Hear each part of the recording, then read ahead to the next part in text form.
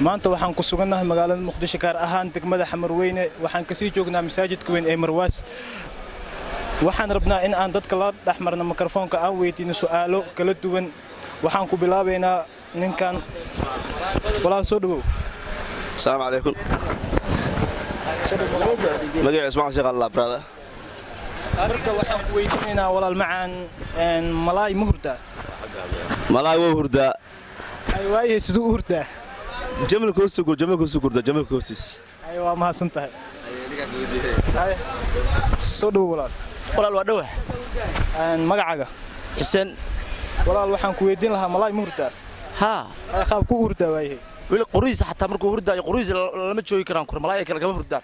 waayay qaab ku hurda wuxuu hurdaa gobolka markuu dhaco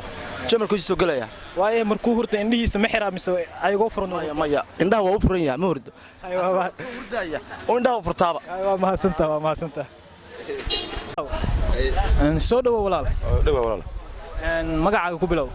waxaa la dhahaa Caydiid naanistiida waa Caydiid magaciigana Cabduqaadir Maxamed Cali Allah Caydiidow waxaan rabay inaan su'aal ku weydiiyo su'aashana waxay u dhacaysaa sida tan malaay muhurda horta hurda malaay noola aan hurdin baa adduunka ma jiro ma waayahay hadduu hurdo malaayga qaab ku hurda waaye wallahi markuu hurda malaayga jamalku dabada la galaa saasoo ku seexdaa indhiisoo furan macnaha indhihiisa oo furan oo seexdaa waayahay markuu seexda ilaa intuu seexdaa wallahi inta ilaahay uu talagalay qasac anaga hadda bini'aadanka markaanahay waxaan seexanaa habeenkii 4 saac wixii ka dambeeyay subaxdiina soo ilaahay noo idmis 12 saac soo kacnaa malaayga ugu yaraan meeqa saac hurdi karaa asiga waqti ma go'no xilli walba hurda 2 maalin 3 maalin 4 maalin uu isku hurtaa maalin hurda saacado kooban waay ilaa intee ku qiyaas